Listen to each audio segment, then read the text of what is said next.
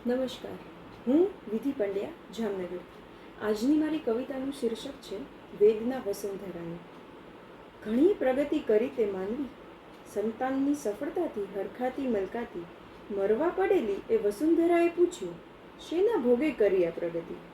વીજળીના ચમકારે પરોવાતા મોતી, સ્વર્ણ સમાન શુદ્ધ સમીર ને અમૃતરૂપ વહેતું જતું પાણી, શું આમાં નહોતો તું સંતોષી?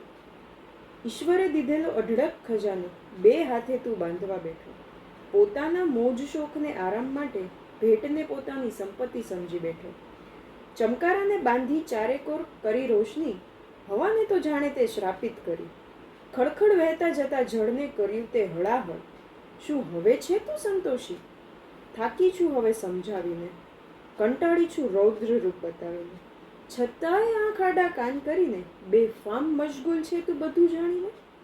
દ્વાપરમાં કામધેનુ બની વેંકુટ માલિપા જઈ રક્ષણ માંગ્યું તું, પંડ્યાજીને કહે વેદના વસુંધરા, લાચાર બની આ કલીમાં, વાટ છે હવે કલ્કીની, વાટ છે હવે કલ્કીની.